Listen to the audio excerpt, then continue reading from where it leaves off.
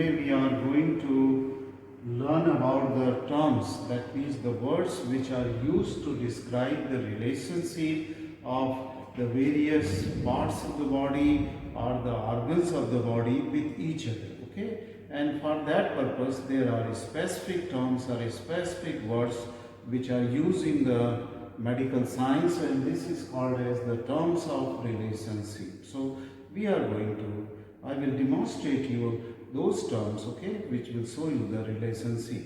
The first thing which I will like to tell you that these terms are these words which are indicating the relationship.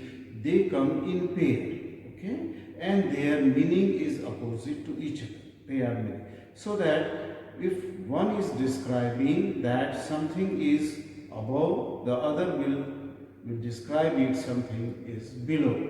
So say for example, there is a term what is called as that the forehead here. If you see this forehead is superior to that of the nose, and nose is inferior. That means no. So superior and inferior, they are the opposite term, and those terms which will describe this, okay, comparative relationship of one part of the body or one organ of the body with that of the other organ, they always have the opposite meaning and they come in pair. That is, things should be clear to you. Now we will begin with these terms. Okay, the first term which is used in describing this relationship is anterior and posterior. Anterior means the front surface of the body, which is also sometimes called as the ventral surface of the body.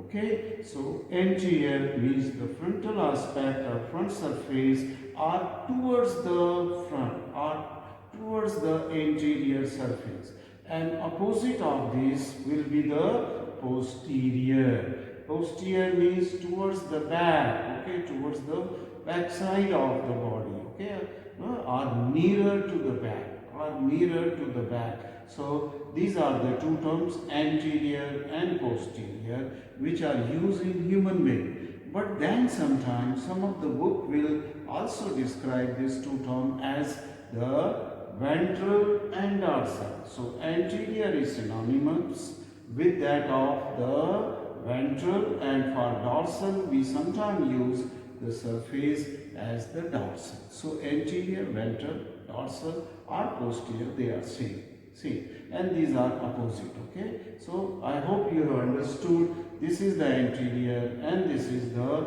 posterior. For example, if we see the relationship of the angle of the mouth and the ear, which one is anterior? One which is towards the front side. So this angle of the mouth is anterior and the location of the ear is posterior. So what does it mean? It means that we are describing the two opposite words or opposite terms which have the opposite meaning. Here one is anterior, so other is the posterior. Okay, and this is the relationship with each other. Okay, this relationship are between the anterior for one particular structure. Okay, which are compared here. So this is the two terms which is anterior and posterior. Let us come to the second term which we use in the medical science, is that of the superior and inferior. Superior means towards the head and inferior means towards the feet. Okay, so these are again the opposite terms. Okay, and this is another pair of the term. So if you see this collar and if you see here this button, what is the relationship between this collar and the button?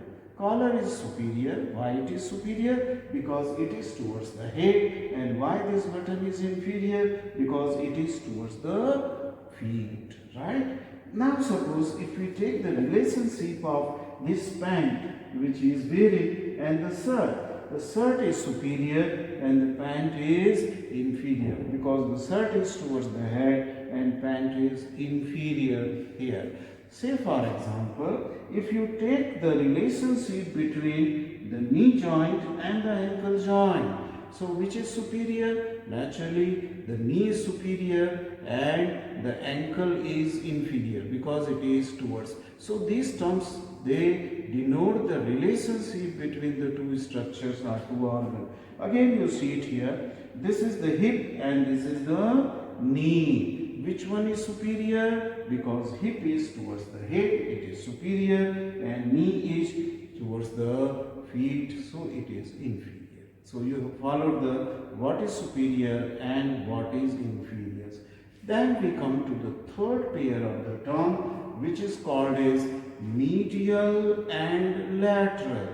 Okay, they are opposite meaning of the meaning. See here, let us see this point here which I am holding and this point. Okay, or let us see here the pocket and that this the arm. Okay, here. Now you tell me which one is medial and which one is lateral.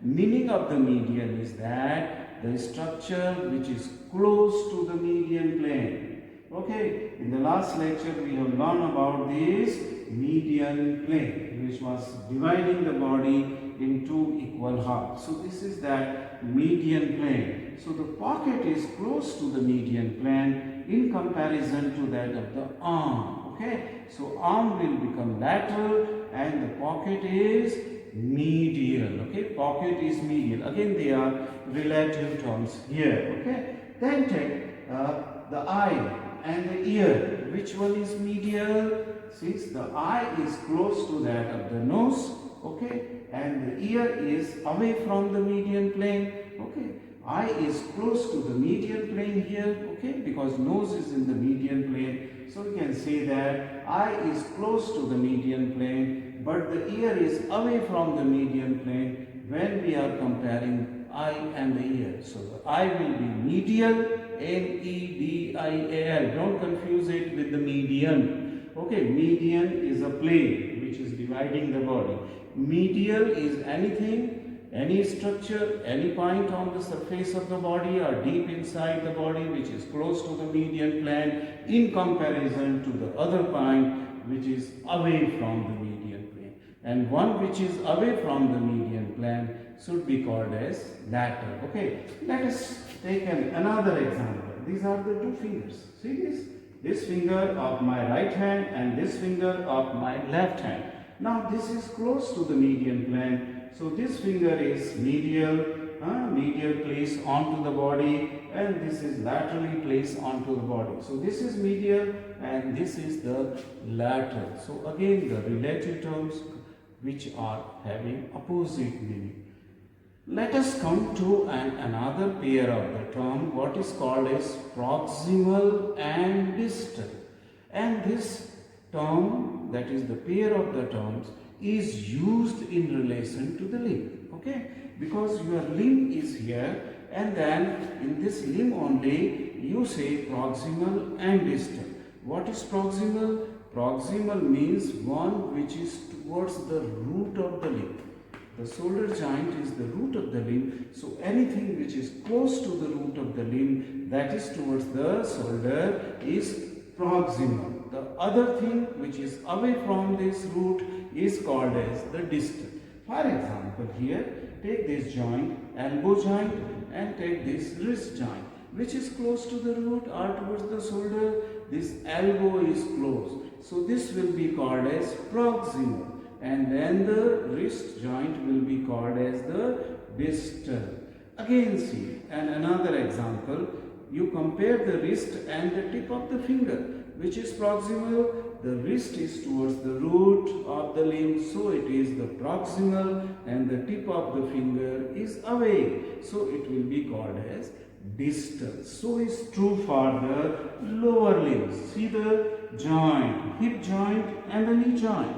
Hip is proximal, knee is distal. Now compare the knee with that of the ankle joint. Since knee is close to the root of this lower limb which is hip, it is the knee is medial, proximal, and the ankle is the distal. So these two terms, proximal and distal, are mainly used in relation to the limbs, whether it is upper limb or to that of the lower limb. So this is proximal and distal. Then we come to another two terms, okay, which are superficial and deep. Superficial means closer to the skin and deep means away from. If you cut a transverse section of the limb, then the skin is the most superficial. What will come into it is the superficial fascia, which is fatty layer and loose areolar tissue. Then will come deep fascia, then will come muscle and then bone. So bone is deepest and skin is most superficial. If you compare skin with the muscle, then the muscle is deep and skin is superficial. So in cross section we use this superficial and deep relation. Okay, I will say these terms which describe the superficial and deep. Then we come to the combination of these terms. Okay, these were simple terms, but now we make a combination of this term. Combination infromedial and opposite will be suprolateral. Let's see here. Now, this point, see on this point, if you are able to see it with the chalk, and this point here, right? These are the 2 points. Okay, how you will describe these 2 points? This point is towards the head, but this point is away from the head in comparison to this, so it is more towards the feet. Okay, it is towards the feet. So one relation will be what? This is superior because it is towards head, and this is towards feet, so it is the inferior. This is one relation. But at the same time, this point is also close to the median plane, while this point is away from the median plane. So this will be medial and this point will be lateral. So if you have to describe this point with this, you have to combine the 2 pair of the terms, okay, which were describing the relations. This will be called as, since it was superior, supro, and since it was medial also, it will be called as supromedial as compared to this point, which is inferior as well as lateral. So this will be called as infrolateral point. So this is supromedial and this is the infrolateral. Now compare this point with this point here. Okay, this point with this point here, or elbow joint here. This will be now supromedial and this will become infrolateral because they are relative terms. They compare only 2 points. Okay, they compare only, which are not fixed, which keeps on changing. So these are the different points. In this way, you can make many combinations like that. For example,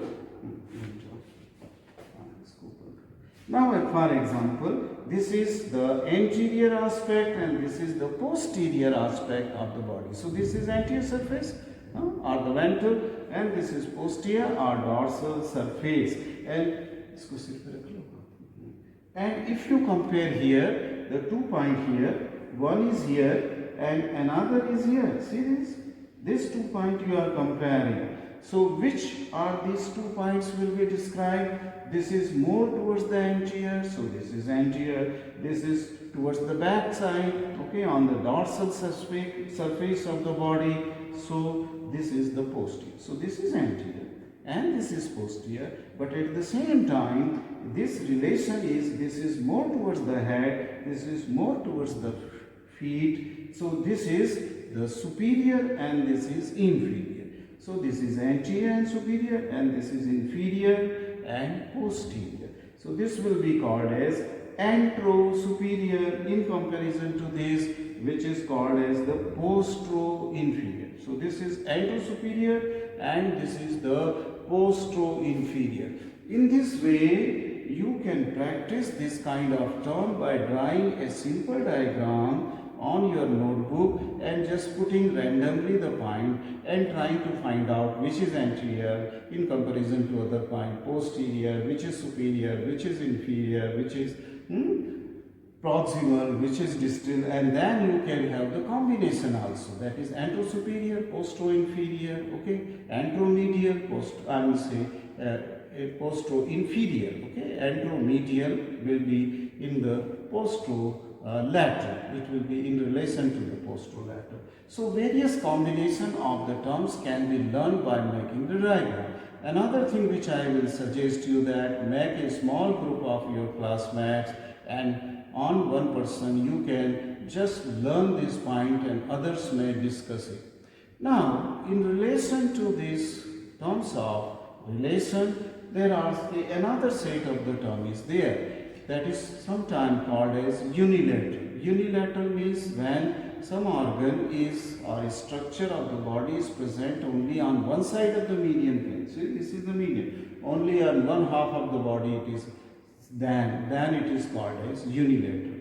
For example, the skin is placed onto the left side of the abdominal cavity, in the abdominal cavity, and there is only one spleen, only one organ which is onto the left side of the abdominal cavity, and that's why spleen will be described as unilateral organ. Okay. On other hand, when the organs are paired, okay, that means the organ is present on right side as well as onto the left side also, those organs will be called as bilateral.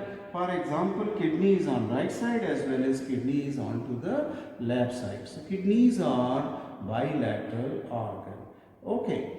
Then another term sometime will be used, and it is called as ipsilateral. Ipsilateral means where the two structures they are on the same side. For example, spleen and another organ which is called as descending colon, they are together only on one side. Those organs will be called as ipsilateral. That means spleen and descending colon lying on the same side of body. That means in relation to the median plane. Okay, so that is the ipsilateral structure.